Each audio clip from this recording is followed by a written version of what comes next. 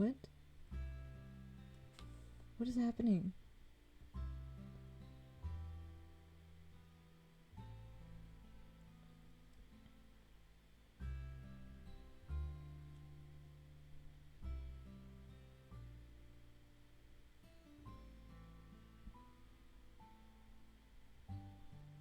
It's all good now? Okay, okay. Twitch, what is happening? I don't know if this is a Twitch thing or a me thing at this point. Cause like, what? You can't stop this, Twitch. Okay, well. Let's keep going, I guess. Which is why you must remain calm under any circumstance. How could I not panic? Any normal person would panic. Still, I try to force myself to be calm. Lesson 2. I don't know. I'm just happy you can continue. Same. I'm happy too. Continuing is really good.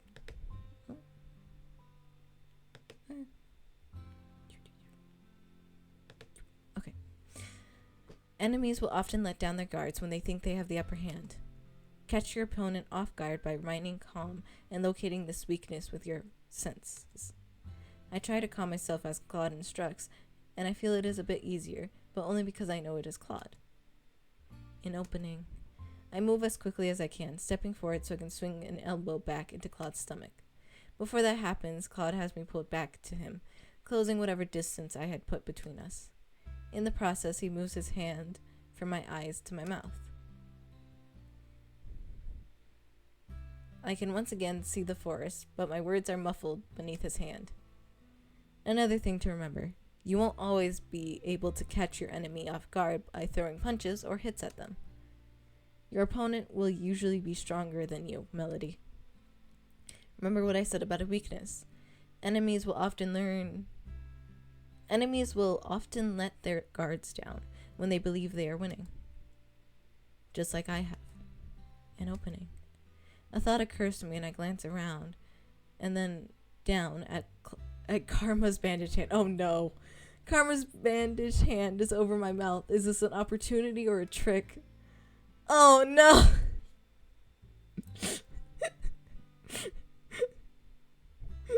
It's like, yes, you know the injury you gave me? Do you wish to make it worse? We're making it worse. Damn it. I'm going to feel terrible about this, but I have to try. I try to shift my head to get enough space to bite down, and even Claude can't hold me completely still as I squirm. I guess that's a fictitious mood. Great idea. Well, I mean, this is his own damn fault. He put it in front of us. Eventually the hand over my mouth moves just enough for me to open my mouth, but I falter. I cannot bite the hand that I injured. Unable to do anything else, I mutely shake my head and I hear Claude groan. In a swift motion, he pushes me down to the ground, pinning my hands by my head as he frowns at me. You're not even going to try and find an opening? I glare at him. I am not going to bite your hand. Bite my hand? I didn't even think of that. But you made it obvious, but you put your hand over my mouth.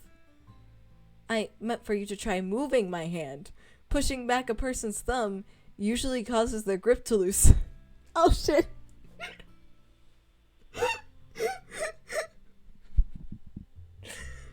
My bad. You know, pretend you didn't hear that, Karma, okay? How was I supposed to know that? Experience is the best means of practice, as they say. I have a complaint about that particular lesson, but I withhold it. That was a pretty good attempt, love, but not good enough, I'm afraid. I wasn't expecting you to come at me like that. I was expecting sword practice. You weren't expecting a man to kidnap you in the alleyway, were you? I glare up at him, unable to say anything, because he is right. You're oddly quiet. It's hard to find an opening to hurt you when you're not really my enemy. He does not move, but continues to stare at me. His face is close to mine. Close enough to what, exactly? Melody, do you trust me to protect you? That's not the point. I need to be able to protect myself. Because you were planning on investigating the witches on your own? No, I want to be able to protect myself, because I do not want you getting hurt protecting me. Claude leans down. I can feel his hair at my cheek. For a few moments, everything slows to a stop, and all I can hear is my heartbeat and his slow breathing. Once you set your mind to something, you don't let go, do you? Claude pulls away from me before I can respond, and he's standing again, offering me a hand. Let's get started with some sword work then. The pleasant smile is back on his face. I can never tell what he's thinking at times like these. What are you really like, Claude? Thorny Rose! When I return to the Marchen later that night, my hands are scratched, and I think I may have bruises on my arms. Claude was not joking when he said he would not go easy on me. But he did compliment me more than once. See it, girl, because 100% would have been a... Oh, she 100% would. No hesitation, would have just been like, nom. Now, at the beginning, she wouldn't even have asked him for sword practice. Let's be real. She would have just thrown a sword at him and said, teach me. Like, she would not have asked. Her growth has been so interesting. I mean, I did say that, like, her being so bitchy in the beginning makes this entire arc of solid progress to who she is now awesome. Because it's so well written. It's such subtle changes, and yet big ones at the same time. She's not fighting with Delora anymore, by the way. I don't know if people have caught that yet. In the beginning, she was fighting with Delora all the time, and now she's not. And not being mean to Anise or the others, you know. She's still cold, she's still blunt, but not as horrible as she was in the beginning. Melody, I've hit you quite a few times, and you haven't uttered a single complaint. Impressive. Crying is for the weak. Though everyone should be sleeping, I notice that the light is still on at the tavern.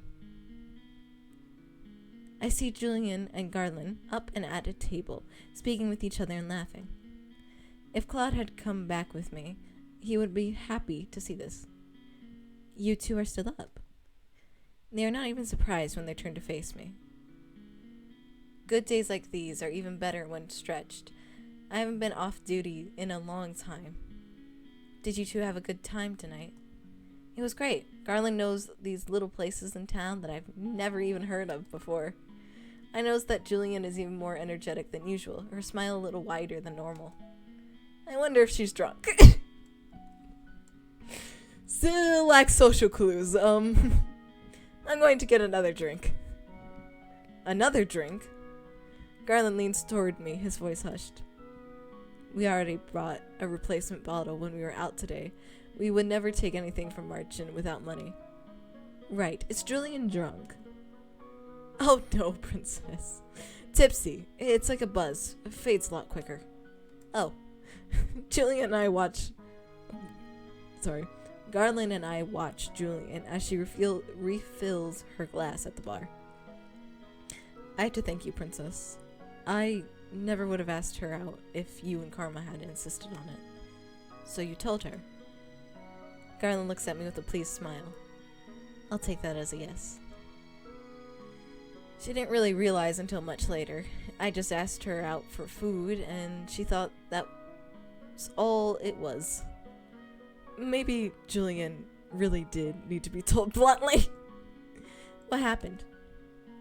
I told her? Question mark? Huh? And? We talked and remembered old times. He sounds like an old man. And I held her hand. Yep. I notice Garland flinch ever so slightly, but he is smiling. He looks pleased with himself. The night's not over yet, so... He trails off with a hopeful smile before he raises his eyebrows at me. What about you and Karma? What about us? I asked him to train me. Train? Princess, you've asked him to teach you how to use a sword.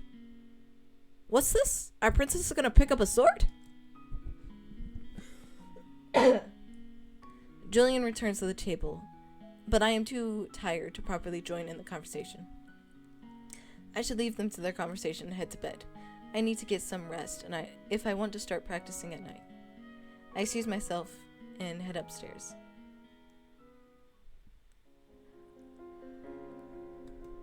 I am startled awake by excruciating bright light. It is momentarily, but when it is over, I am sitting on my bed, dazed and confused. Wait, what? My eyes burn. My hand flies to the pendant around my neck where I see the second slipper. The second glass slipper with... What? When? How? What was this? What did we do? What did we do? Is it because we helped Garland confess? But did that count as a good deed? Really? Oh, yeah, we're just missing the... Damn. There's another piece.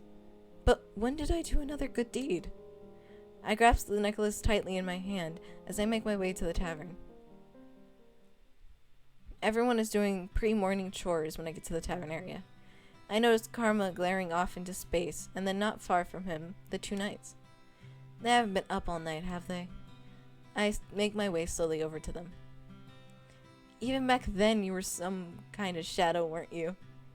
You were like some kind of shadow, weren't you? You don't have to hide it. It was obvious you were tailing me back then. It was only because I was worried about you. I realized you didn't have to follow me, Lan, but I'm glad you did. Lan? Julian. Oh, shush. Fritz used to call you that too. Lan is Garland's childhood nickname. He still gets embarrassed when I call him that. I see. So, what are you two talking about? Oh, we were just reminiscing. I look at the two of them critically for a few moments, waiting for them to say something. They both exchange a glance before looking at me confused. Well? Well, what?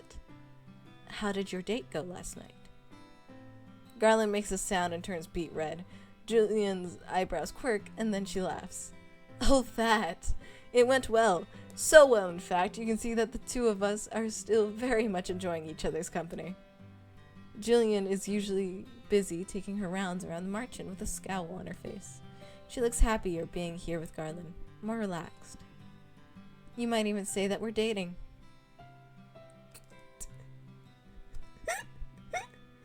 Isn't it funny how red he gets, princess? It is. You were blushing just as much yesterday when I... One more word, Lan, and I swear I'll punch you. The two of them are blushing now. The scene is oddly comical. Who knew that the two great knights of the Order of... how do I say this word again? Caldera could be so easily undone. Both of you are amusing to watch. The two of them stare at me, suddenly solemn-faced. I suddenly remember that one conversation the knights all had at the castle. They were talking about how they all had personal reasons for being knights, despite the fact that they all served the king. I always thought that Julian and Garland were stoic and honorable, that their only reasons for becoming knights was a sense of justice. Seeing them here, though, without the stoic facade, they feel more like people. My curiosity is piqued. Do you mind if I ask you what your reasons were for becoming knights? Oh, my father was a knight. He put his life on the line for this kingdom. Julian's father was a living legend in his own right. He had the medals to back it up. My father wasn't around a lot, but I always admired him. Judging by the look on Julian's face, it is clear to me she really loves her father. My mother died when I was young, and because my father couldn't be around all the time to take care of me, I ended up practically living with Lan and his family. Lan always got annoyed when I called him my brother. I wonder why. Now I know why. Yeah. Julian wanted to follow her father's footsteps. Then, why did you join the Knights, Garland? Because he wanted to watch over me. I never knew you blushed so easily, Garland. Garland seems to blush even harder at that, and Julian's laughter becomes infectious. I feel amusement begin to bubble up as I watch the two of them. But a cold voice cuts through the laughter and the atmosphere like a hot blade through ice. Could you keep it down over there? Whoa, Karma, what's up? I turn to see Claude's eyes, normally so warm, are cold. His usual smile is gone, replaced with a deep scowl. Oh, we're sorry. He's still glaring at the two of them. Oh, I can tell him about the necklace. Karma, I got another piece to my necklace, another good deed. Claude turns his gaze to me, but the frown doesn't disappear. That's nice, darling. His voice is calm, but flat and lacks any enthusiasm. That felt lackluster, and oddly disappointing. A good deed? Congrats, princess! You're close to breaking your curse. Ah, the crack there. Oh god. Okay. What did you get the good deed for? I'm not sure, actually. Maybe it was for helping Lan confess. I hear you and Karma went out of your way to make it happen.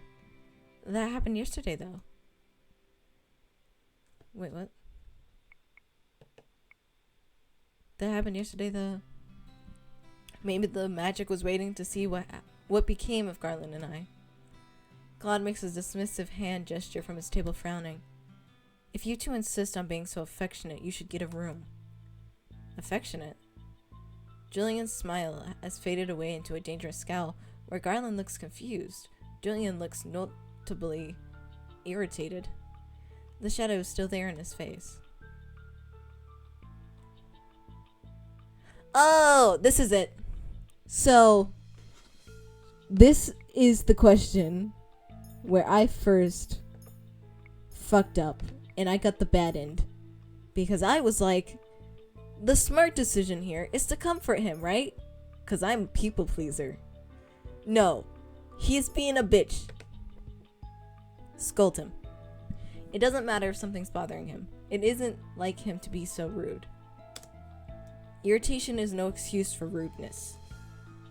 Fine, I apologize. Happy? He looks at me for a few moments, his expression twisted into a defiant scowl, but it doesn't hold long. Moments later, his expression softens and he looks away, almost in shame. I'm sorry. This apology sounds real. But still, why do I feel so disappointed? Silence descends a few moments before Claude abruptly stands up from his table. Excuse me. Claude turns briskly and heads upstairs, leaving me with the two knights. I wonder what's wrong with him. You think we've been running him too thin because of practice? I do not think it's you two. I get the feeling Claude holds himself back from saying what he means sometimes.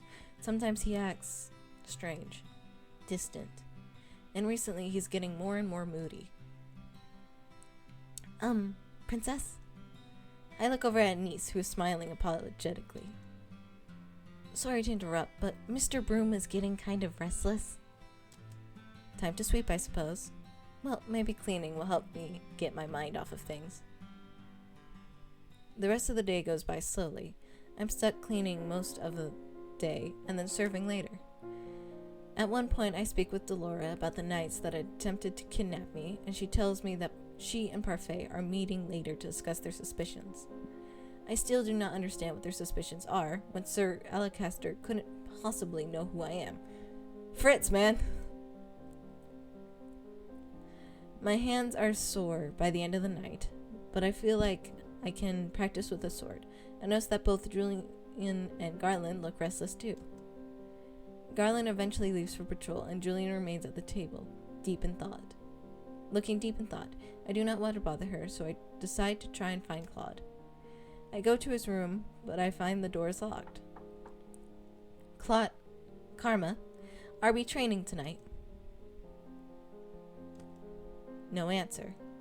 My heart sinks. Is he not speaking to me? Did I do something wrong?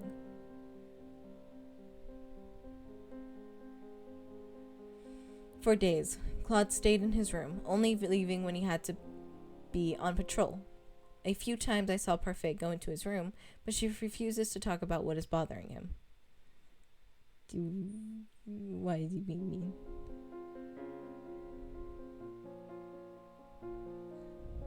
Why is he mean? Why is he ignoring us? That is the question. Yeah. I feel so useless. When Claude did appear in the tavern or out in the town, he still had a terrible grimace on his face. Look, I really don't want to talk right now, so if you're so frustrated with me, why not just ignore me? No, I'm not going to train tonight. I'm not in the right state of mind. I don't want to talk about it. Just leave me alone. Please. I'm really beginning to worry about him.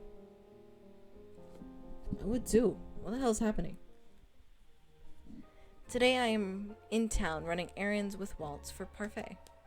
It's been almost a week since Claude started acting so strangely, so I thought I needed to do something for him. I know he likes dresses, and he told me once that he likes roses, but can I really find something that would cheer him up? Perhaps he would like some jewelry. Waltz, do you remember what jewelry store Karma likes is? I don't go there very often, so unfortunately no. Princess, is this a good deed? What you're doing right now, did you think it would be a good deed? Good deeds need to be selfless, right? Certainly, generally yes.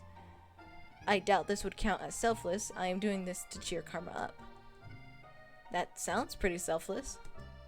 But it's also so that he goes back to teaching me how to fight instead of sulking in his room. I've heard that Karma has been teaching you how to use a sword. Why do you want to learn how to fight? Because I want to be able to protect myself. It's not like I can use magic. At least sword fighting gives me an advantage. I'm sorry, Princess. I wish I could teach you magic, but it doesn't work when you're under a curse. But on your 18th birthday, when you become the 10 Bear, you'll be able to use magic. I'll instruct you if you want me to. That would be nice. Although, that does not solve my current problem. What would cheer Claude up?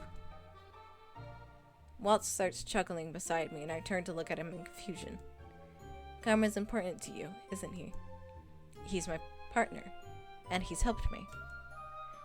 He's also been patient with me, and smiled even when I've said some really inconsiderate things to him. I'm glad, Princess, that he's your friend. My friend. Claude does not feel like a friend. Damn! He feels like something else. Oh, Princess, is this the one you were searching for? Waltz points to a peddler sporting different kinds of jewelry, and I instantly make my way towards it. There are all kinds of glittering things displayed, and for a few moments I feel myself drawn to everything. Then I notice the price tags. I barely have any money left from when the king gave me that pouch. I cannot afford any of this.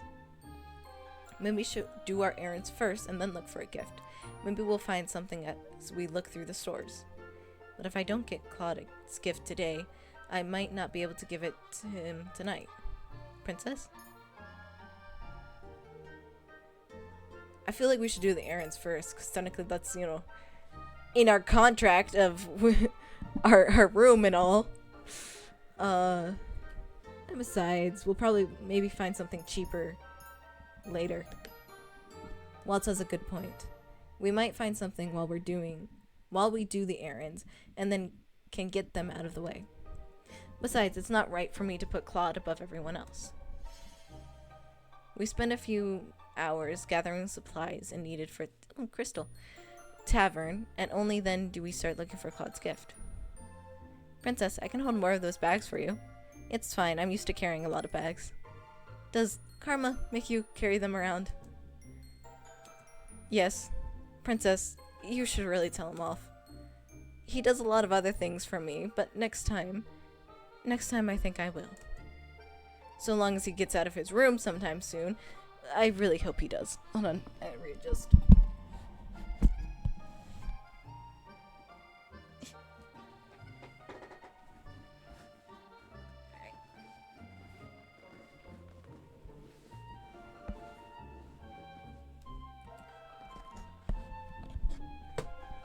Okay.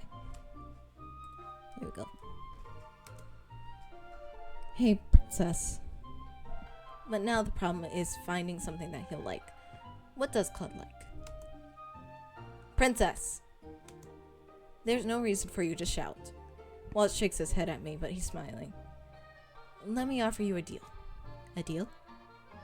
If you help me set up one of my puppet shows, I'll pay you. You earn money from your puppet shows.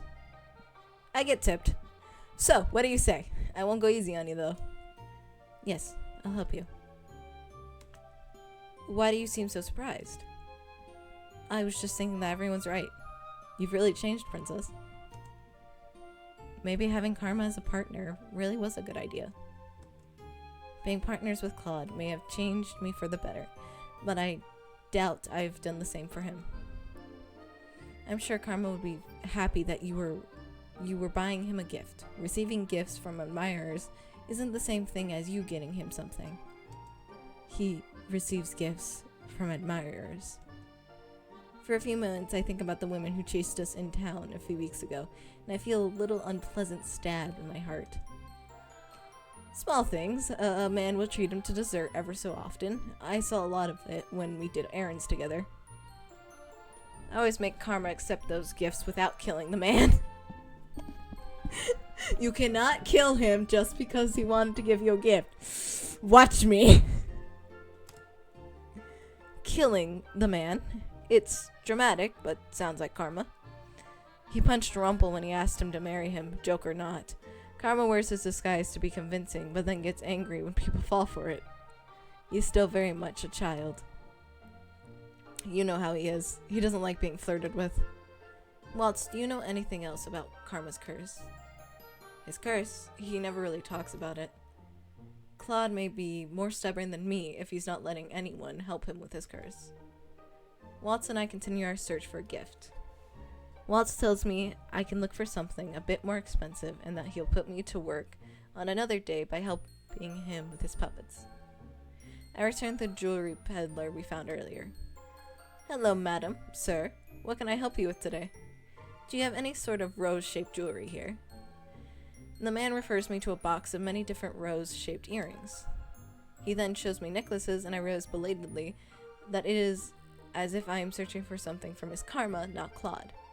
My eyes scan the glass nearly into feet before a little rose catches my attention in the back of the display window. It has a chain connected to it, but it doesn't seem long enough to be a necklace. What's that one? It is our simple rose pendant, ma'am. It comes with a chain, but it could also be pinned on the chest. The man takes it out of the display so I can look at it. Aww, it's so pretty, it's so cute. It is fancy, but not completely flashy. I feel a little click as I push my fingers to the pendant, and I realize it can also open. Yes, you can put some... Oh yes, you can also put something small inside of it. This is perfect. I look at the price tag, and after making sure it's not too expensive, I pay the shopkeeper.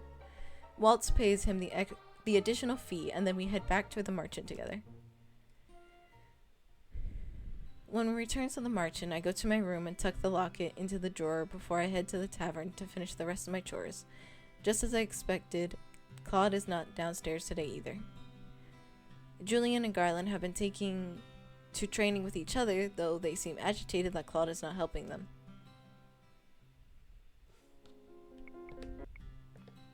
Okay, it was just a transition. At the end of the day, I hurry to my room, where I write a few words on a piece of paper that I put into the locket. A normal rose would have withered, so I offered this one instead, in a heartfelt thanks. I hold the locket tightly in my hand and start toward Claude's room. Why is my heart beating so fast? I'm just giving him a gift. I pause at Claude's door, remembering the last time I entered his room. I'm sure it's okay. Do you want to risk it again? I open the door to Claude's room, which is thankfully not locked, and step inside. Claude is sitting motionless in front of his mirror, shutters slumped as he stares at his reflection. He's shirtless, and there's that tattoo. It seems different. Claude does not notice me at first. I notice that his hand goes to the tattoo. His hand goes to the tattoo over his chest, and then I hear him heave a heavy sigh. Slowly, I close the door behind me. It clicks, and that is when he suddenly turns to look at me. At first, there is shock in his face, and then suddenly anger. Again? Why do you do this again, Melody? So, he's not happy with us. I came to speak with you. I came to give him something, but also I want to speak with him. I haven't seen Claude in a while. Why? Is it because you've been doing everything by yourself lately? You came to complain? No, I wanted to check on you. Princess. Oh, hey, Crystal. Can you not read the mood? You could have, at the very least, knocked. Oh. In no time at all, Claude is standing right in front of me, his hands outstretched on either side of me, pinning me to the wall against the door. His face is so close, his expression so fierce that I cannot bring myself to even I cannot even bring myself to think of a way out. The only thing I can do is stare at him levelly, without getting angry, without crying. I will not show any weakness. Why? Why aren't you struggling or screaming at me? That's what the Melody that I know would do. Oh, you don't know her then, bitch. Then you do not know me as much as you think you do. And you know nothing about me. I already have a retort prepared when I stop, realizing he is right. I barely know anything about him. No, I don't. But I'd like to. Why do you insist on poking your nose into others' business? We're partners. That's the only reason. It has to be. I'm supposed to help you, so why do you keep secrets from me? Help me? His lips quirk, but his smile is sardonic. Claude, I want to help you. In the silence that descends between us, I find that I cannot help but look at Claude's tattoo, at the thorns twirling around the rose. It is beautiful, but it also seems so lethal. When I glance at Claude again, he looks crestfallen, his eyes glittering like he might be on the verge of tears. Secrets are secrets for a reason, Princess. You should know that. If I could speak about them, I would, but I can't, and you bursting into my room without any notice only makes it harder. Harder for what? Princess, you can't imagine what all this feels like. What is he talking about? And that woman! I thought we were meant to be. She was so lovely, her smile as bright as the sun. Claude's eyes are far away. That's why never again. But then you ruined everything, Melody.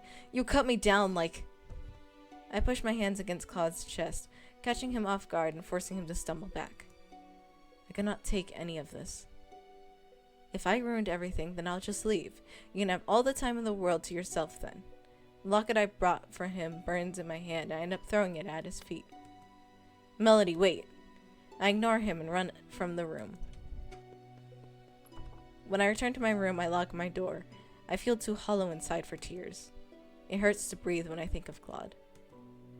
I eventually manage to fall asleep, but only have snatches of restless dreams when my eyes finally close. Oh. Oh no. It's the angst time. Our baby. Poor baby.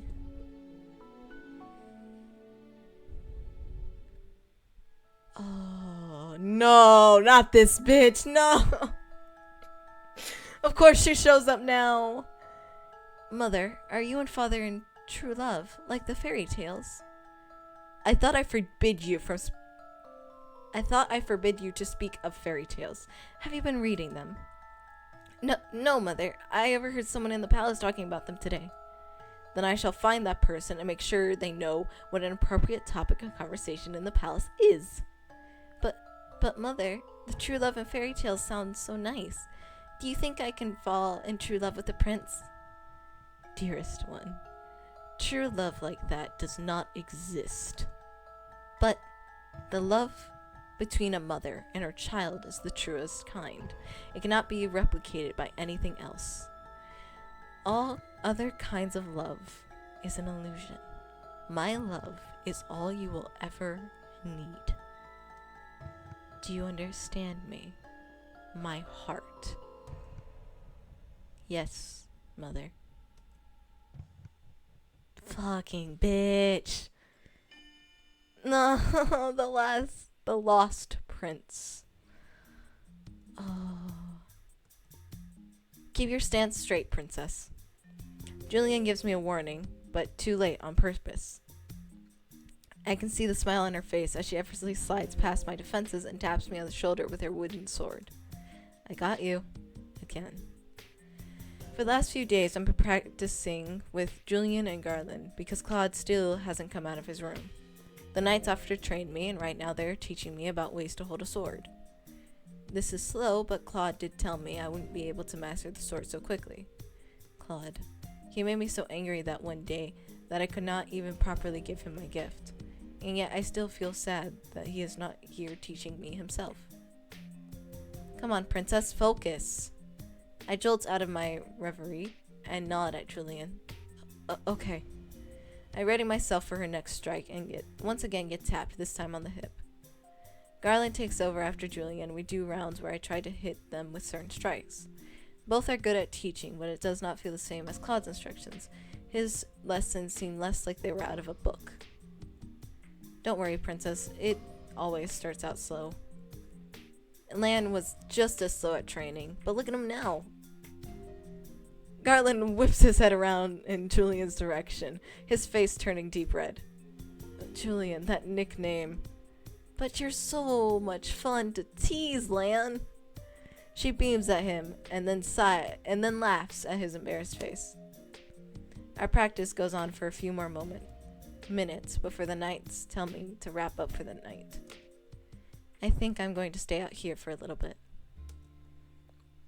Princess, you know it's dangerous out here at night. If I do not return in 10 minutes, you can come back and check on me. Julian seems unconvinced, but eventually she nods. Fine, but keep your guard up, princess. I watch the two knights as they head back. I see Garland put his arm around Julian's waist, pulling her closer. I turn away from the sight, ignoring the heavy feeling in my stomach. I'll just practice the swings for 5 more minutes. The only thing I hear in the clearing while I practice is my shallow breathing and the wind in my ears. Something breaks my concentration, however. I see a glimmer of color in the forest. I instantly stop, my hands growing tense on the wooden sword. What was that? I glance around at my surroundings and then freeze when I feel a hand on my shoulder.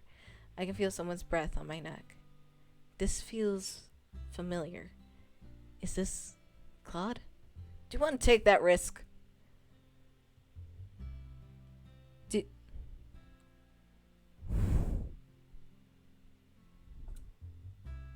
I don't know. You know, you said some hurtful stuff, you know? So even if it is him, I am pretty sure I recognize Claude's hand. But because I know it's him, I also know what he'd want me to do. I duck away from his hand and turn around and quickly to point my sword. The tip of the wood is at his neck, and for a few stunned moments, I think I've won. Even Claude looks surprised. It is really him.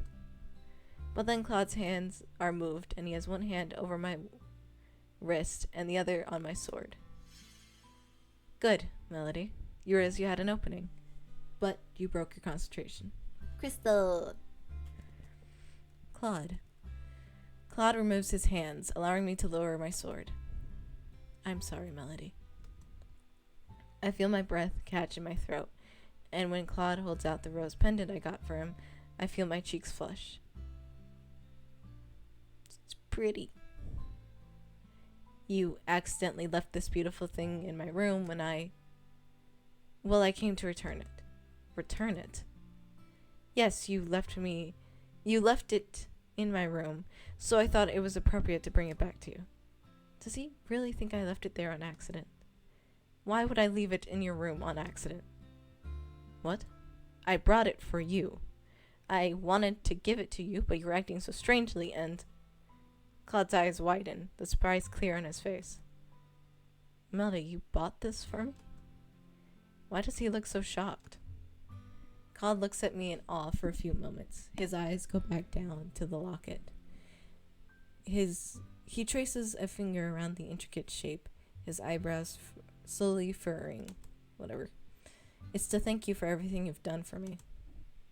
Melody, it is beautiful. He lets the chain fall through his fingers as he stares at the rose pendant in adoration. I feel my heartbeat stutter as he turns to regard me with the same gentle smile. He leans forward and my breathing stops as he reaches out to hold my glass slipper necklace. He's standing so close to me. You really are a good person, Melody. You completed your second good deed. I think some kind of congratulations is in order. Is there anything you want that I can give to you? I look up at him and notice that Claude's smile doesn't reach his eyes. He looks so sad. I feel like there's so much that I want from Claude, but I do not want to ask for something that might make him sad. I want you to smile. I want a hug. I want a hug. You've been being a dick. So I want a hug. Give me a hug. Claude looks at me in surprise. He thinks I'm being foolish for making such a request, doesn't he? I shouldn't have said anything. But before I can say anything else, Claude takes a step forward and wraps me in his arms. He pulls me towards him, and in these moments of silence, all I can hear is his heartbeat resounding in his chest. I can feel his warmth all around me, and his fingers clasp gently at my back. I feel so strange. My heart is racing, and my knees feel weak. Something like this? Crystal! He speaks right into my ear. It is a surprisingly pleasant feeling. Suddenly, Claude makes a noise of distress as he steps away from me. All the warmness that was pressed against me 1 moment ago is gone. Whoa, whoa, whoa, whoa, whoa, what's happening? Karma suddenly stops, eyes wide. He puts a hand on his chest and takes a step away from me, his fingers clutching at the fabric of his shirt. Claude? Claude has a pained expression on his face, only making me more anxious. Not now. Claude, are you okay? What's wrong? Melody, don't worry about it. He lowers his hand with his pained smile slowly fading from his face. This does little to reassure me. Was it my fault you were locked in your room so long? He just looked so pained to be anywhere near me. No, most definitely not. I was feeling under the weather. And also bitter. Bitter? Why would he feel bitter? But that's not for you to worry about, darling. For now, we should head back. It's late, and you need rest. I just got back from patrol, so I'd like to rest as well. Is there anything else I can do for you? No, sweet Melody. You've already done enough for me. He clutches the rose locket in his chest and sighs out a little with a gentle smile.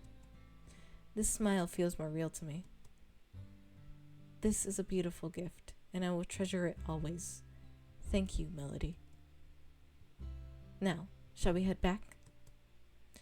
I nodded at him. We silently walk back to the mansion.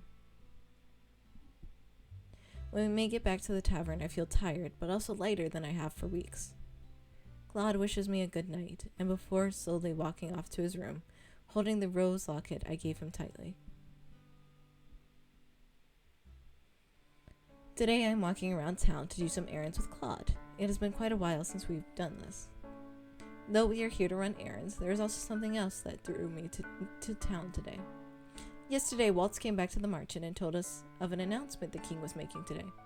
Apparently, the announcement had been posted for at least a week's time, but Waltz had only caught on to it after hearing it from the crowds after one of his puppet shows.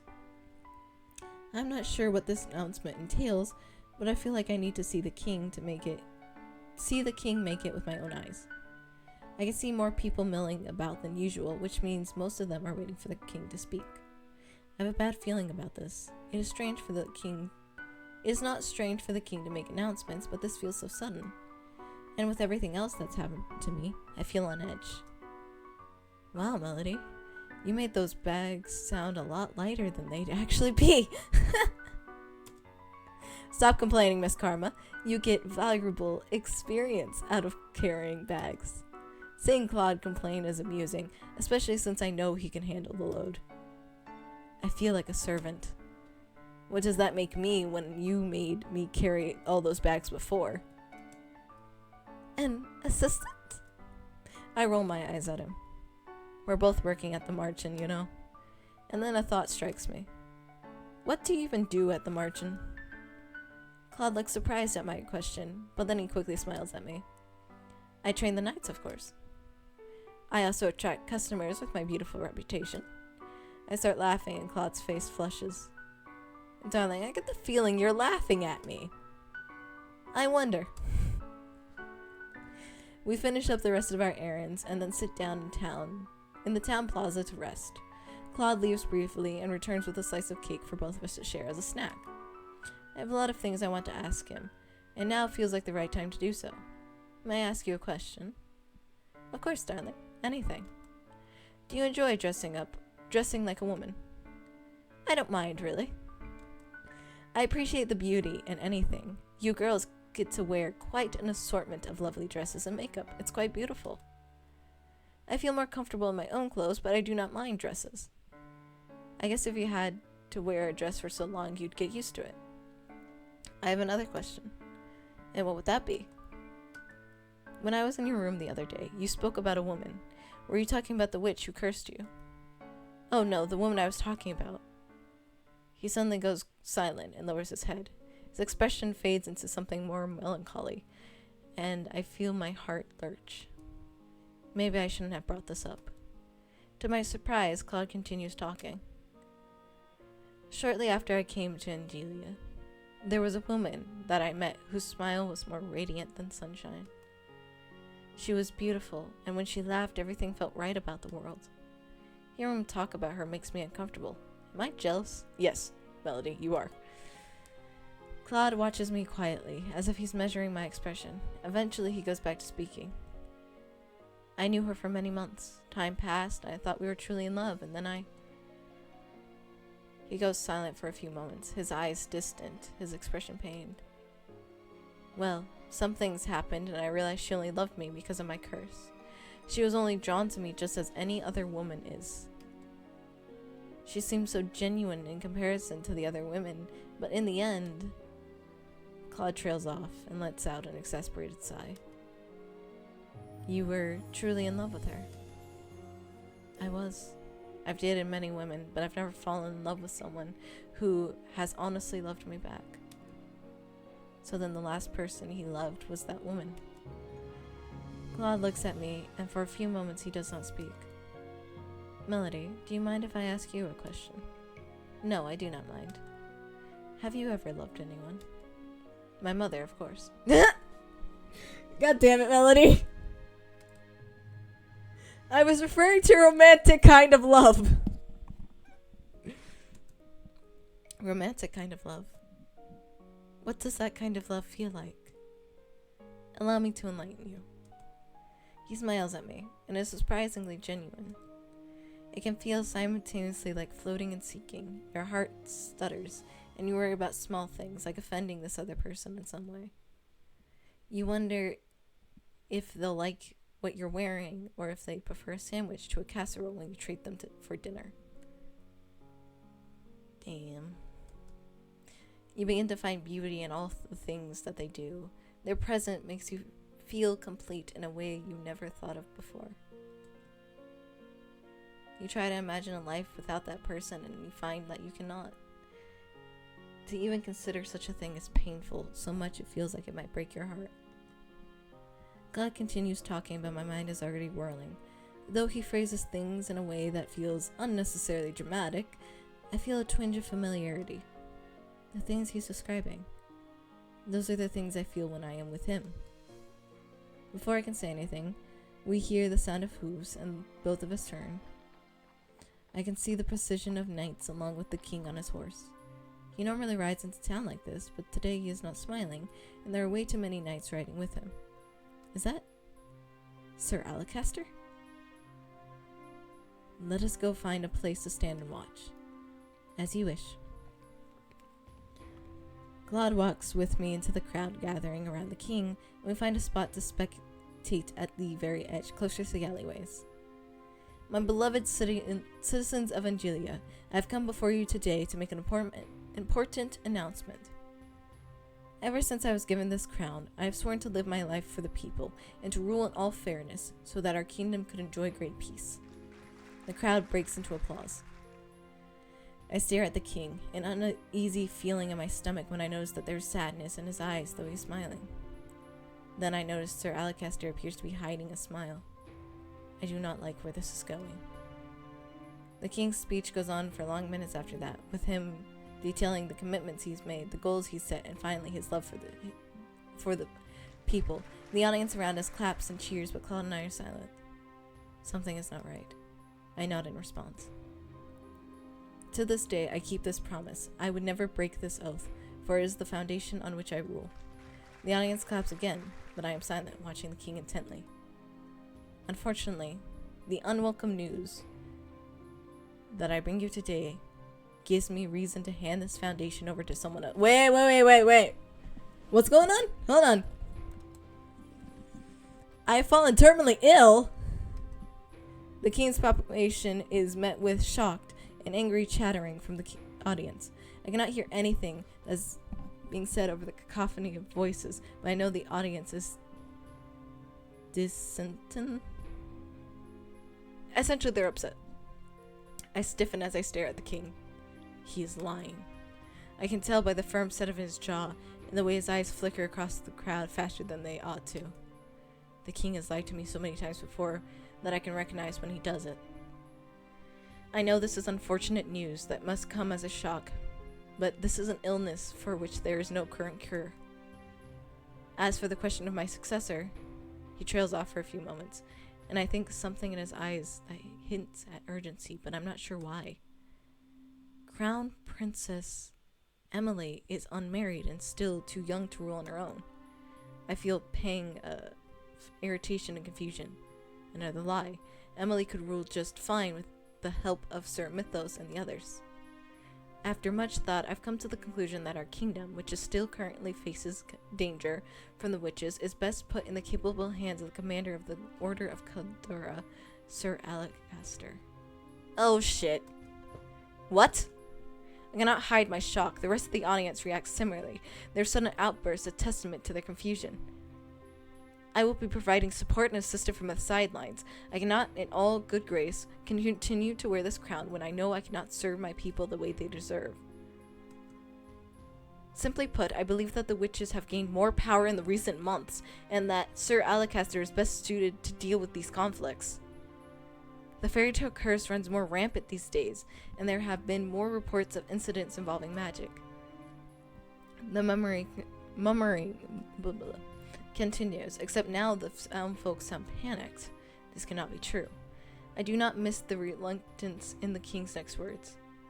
Sir Alacaster has also suggested a number of remedies to work our laws, especially concerning our security and work hours. I believe that Sir Alacaster can rule this country in these turbulent times. Please show him all the love and loyalty you have shown me. No.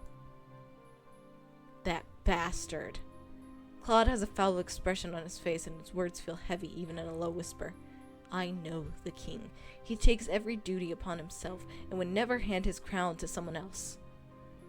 Once Sir Alacaster comes to stand on the podium, he silences them with a glare. Citizens of Angelia, I swear to you that I will serve you as well as... Oh, hell no! He did not just refer to the king by his name! That is disrespectful as hell. Gennaro has. That being said, I also believe some changes need to be made. Sir Alacaster continues to speak. He mentions things like curfews for safety, extended work hours, and additional taxes to go towards knights, but I'm slowly beginning to block out the drone of his voice. What is going on? Sir, no, Alacaster must have done something to force the king into this charade. The king stands behind Alacaster with his hands clasped, his eyes alert, but there is a helplessness to them that I've never seen before. It isn't long before the crowd unsettled murmuring becomes agitated whispering. I am stunned when Claude claps his hand over his mouth and starts shouting, There is only one king! King! Gennaro, or whatever. Claude grabs my hand and starts leading me around the outskirts so that people cannot spot him as he continues to shout. The crowd begins to chanting along with Claude, and they begin to draw nearer to the stage where my father and Alacaster are standing. There is only one king, King Gennaro. There is only one king, the king. Let's go, Melody. The crowd is right next to the platform now, and the chant carries on. Claude pulls me behind him, but my mind is on my father and his desperate eyes. Hours later, the Marchand Tavern is chaotic. People are talking over each other, trying to relay the scene they saw in town today. Every visitor is talking about what they witnessed. I've been in the corner of the room this entire time, trying to understand everyone, but failing. Delora and Parfait are not here to calm all of this chaos. Hey, princess, how are you feeling? I almost jump when I hear Rumble's voice. Surprised? I can feel when a damsel is in distress, my lady. I'm really not in the mood for your flirting, Rumple. Oh, my apologies. I thought you might have wanted some cheering up. Where's your partner? He went out to town to survey the situation. Karma doesn't do anything around the tavern, but he does a whole lot for you, doesn't he? I suppose that's the least a man in love can do. I feel myself blush. What is Rumple going on about? Princess, you're pink. Am not. My mind feels all scrambled now. This is all Rumple's fault. Thankfully, before Rumple can continue talking, the door is open and Delora walks inside to call all the Marchand boarders into the reception room. When I step into the reception room, I'm surprised to see two familiar figures standing beside Parfait. Emily and Rod. Both of them look downtrodden and discouraged. Everyone is noticeably shocked as they step inside. The prince and princess? Where did they come from? What is happening to the palace? What if Queen Ophelia? We need silence in the room, everyone.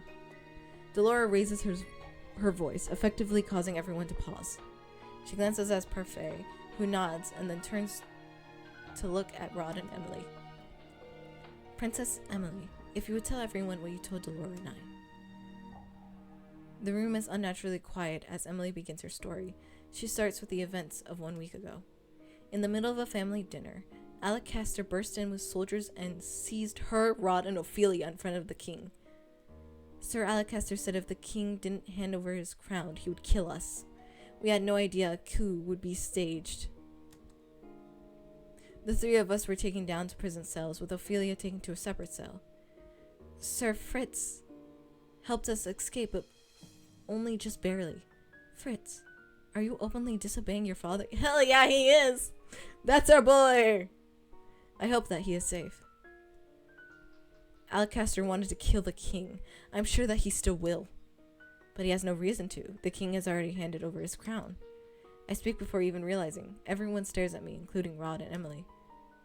Alacaster is a foul man. I think he only usurped the throne now without violence because he wants less resistance from the people. He never spoke up to my father before. Did you just say father? It's a long story, Emily looks between Rod and I, her expression confused. You know each other? We do. Emily looks like she wants to say something, but she remains silent. Our mother is still inside the palace. We need to save her somehow. And Sir Fitzgard! What happened to Fitz? We don't know. He helped us escape, but we were spotted at the last minute. He told us to run ahead and leave him behind. We did not see him again after that, and we couldn't just wait, so Rod brought me here. Right now, we need to piece together the situation as quickly as we can, and we need to figure out a way to save the king. I knew Alacaster was up to something, but I never thought it would escalate to this. Julian, what do you know about this? Garland and I weren't stripped of our titles because we disobeyed Alacaster's orders. It was because we overheard Alacaster plotting something and tried to tell the king of his plot. We gave him a warning, but the king did not believe us, not with Alacaster and Mythos whispering in his ears. The king didn't think Alacaster was possible of such a betrayal. He thought we were trying to turn him against Alacaster for our own gain. And so Alacaster stripped us of our titles and banished us from the palace. Lady Parfait found us, and while we were happy to help out the tavern, we also intended to eventually do something about the mess in the palace. So Alacaster has been planning to do this all this time.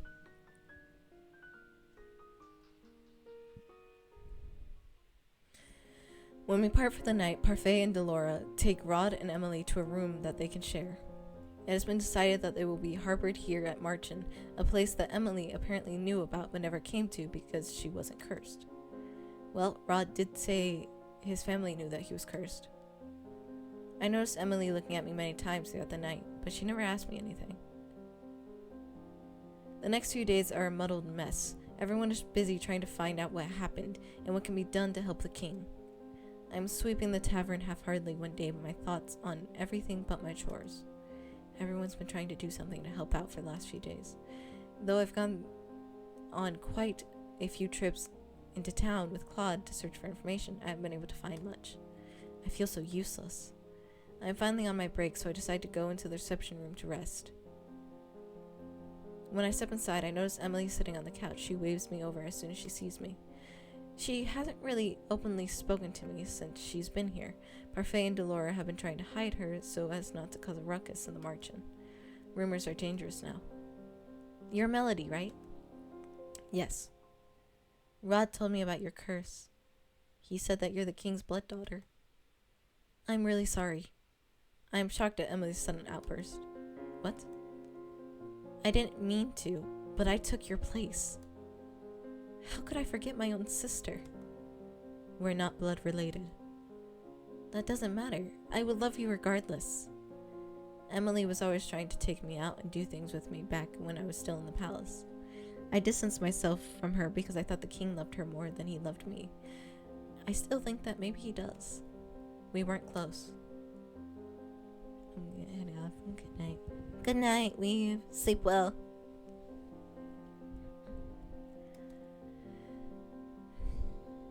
I barely spoke to you or to Rod. Didn't he tell you that? He did. But perhaps we can turn over a new leaf. Emily is as stubborn as always. I have more things to worry about than being her friend. I have to go. I walk off before the conversation continues. If I hadn't been cursed and remained in the palace, would Sir Alacaster have taken me hostage too? Nope. Hours tick by as the tavern is emptied for the day. Delora calls everyone together to explain what she and Parfait have pieced together about the situation. Alright everyone, we've come up with some new information. First is that Alacaster has cracked down on the riots in town. Anyone seen protesting his rules thrown in prison.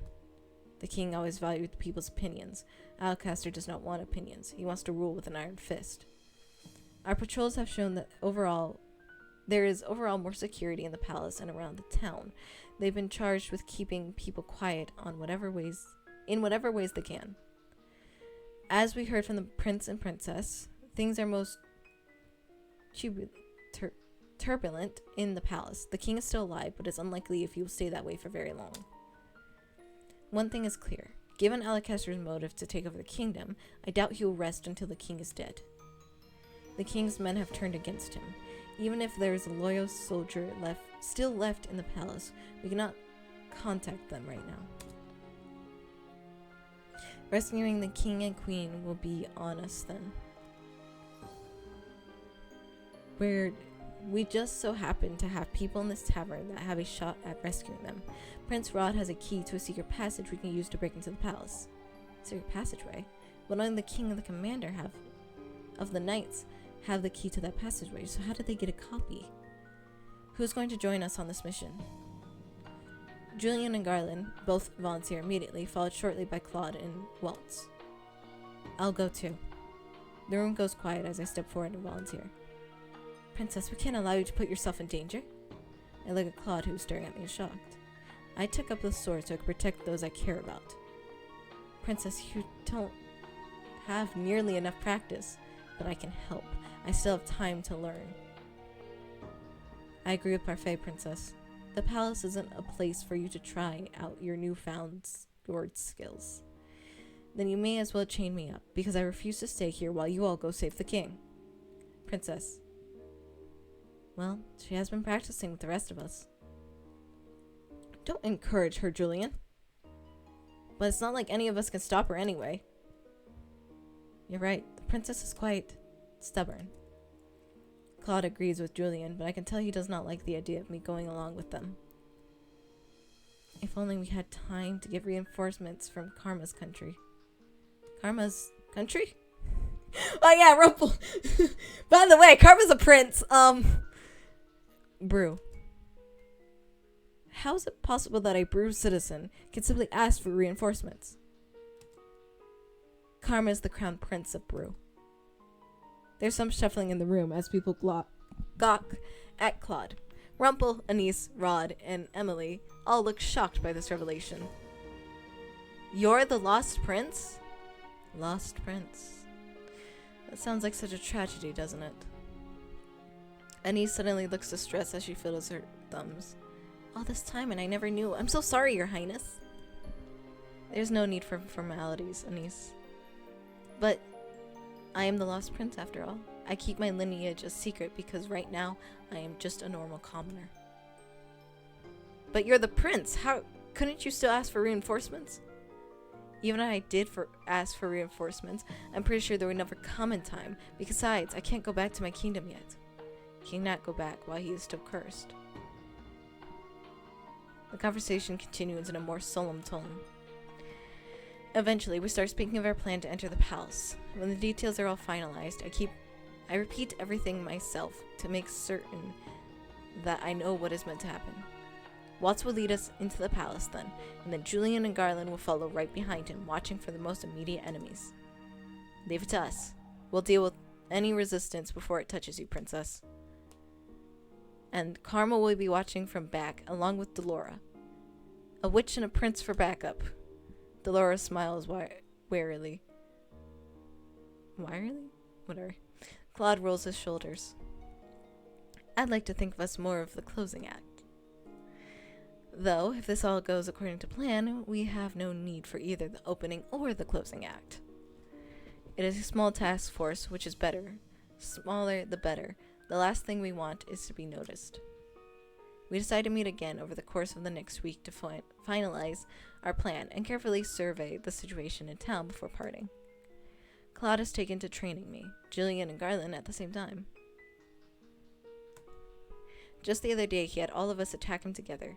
Though I am nowhere near as good as a trained knight, I still managed to hit him once. I feel like things are coming to some sort of conclusion, yet I still haven't done 3 good deeds. Today we finalized our plans into getting into the palace. We have mapped out where the king and Ophelia must be in the prisons, where the guards might be positioned, and how we plan on sneaking in.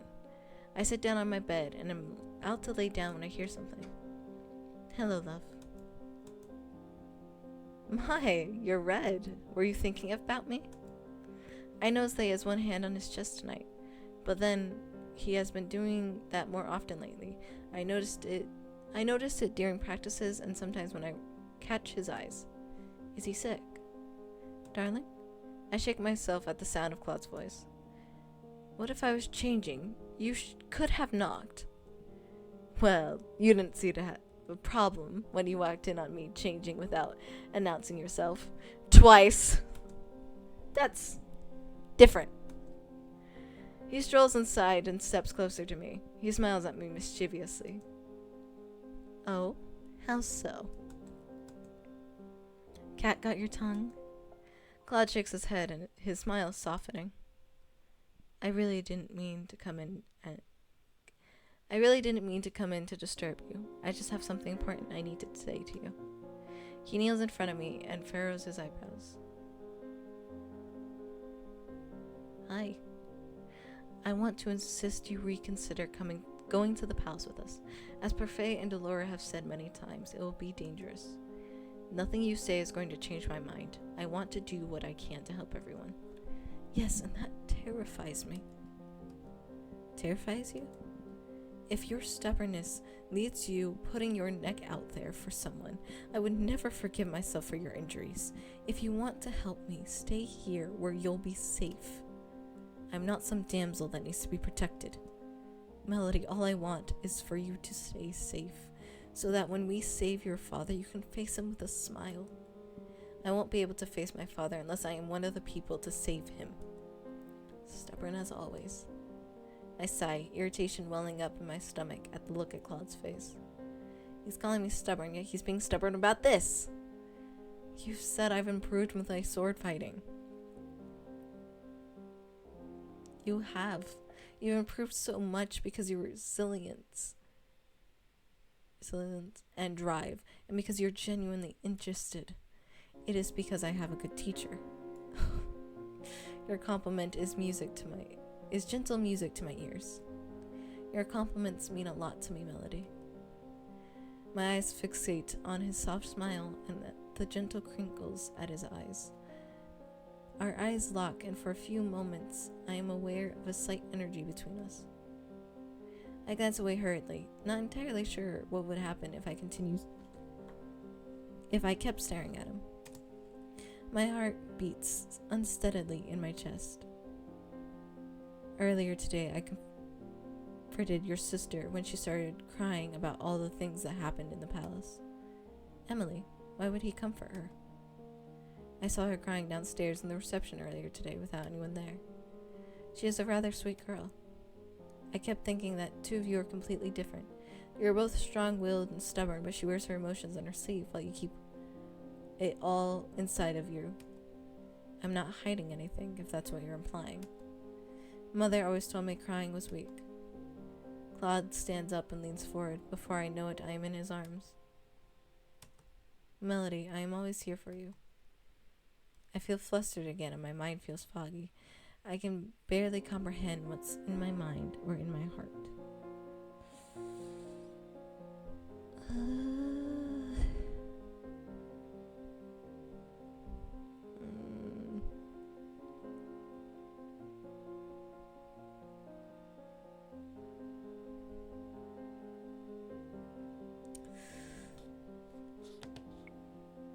I'm gonna pause and leave. I'm getting tired and I don't want to go through a big breaking into the palace while I'm tired. So yeah.